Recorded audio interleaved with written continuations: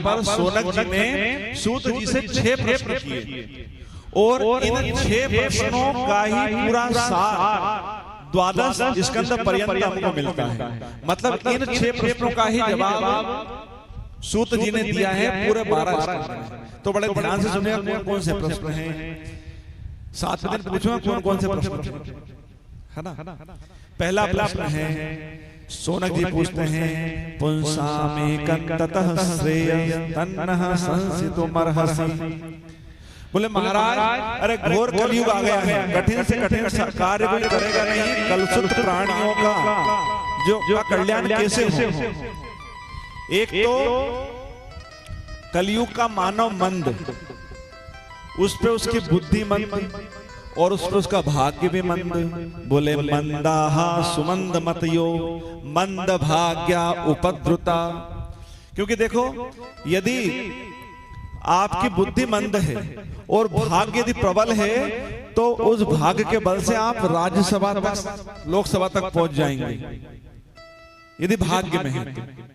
और यदि कहीं आपका भाग्य बेकार है तो आप अपनी बुद्धि के बल से पहुंच सकते हैं। लेकिन सोनक जी कह रहे हैं कलयुग में मानव भी मंद रहेगा, उसकी बुद्धि भी मंद है और भाग्य भी मंद है। तो ऐसे कलुषित प्राणियों का किस साधन के द्वारा कल्याण होगा प्रभु, वह बताइए। दूसरा प्रश्न कर रहे हैं, धर्म शास्त्र बहुत है प्रभु, 4 वेद, 6 शास्त्र, 18 पुराण, उपनिषद, वेदांत, महाभारत, भगवत गीता, तो शास्त्र बहुत है।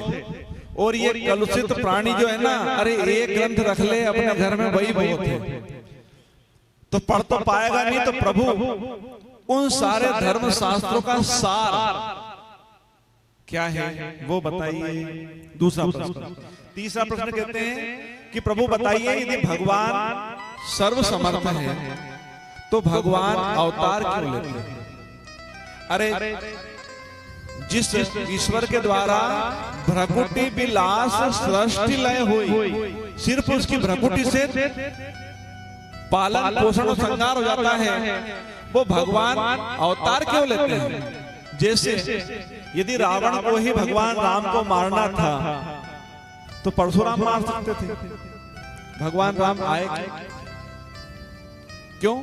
क्योंकि देखिए सहस्त्रार्जुन था, सहस्त्रार्जुन उनका जो असली नाम था वो कार्तिवीर अर्जुन था और उनकी 1000 भुजा थी।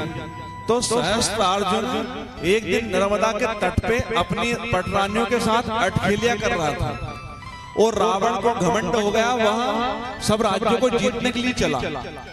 तो जैसे ही जीतने के लिए चला तो नर्मदा तट पर जाकर उसने अपना तंबू लगाया तो इधर सहस्त्रार्जुन ने अपनी 1000 भुजाओं से नर्मदा जी का वेग रोक दिया।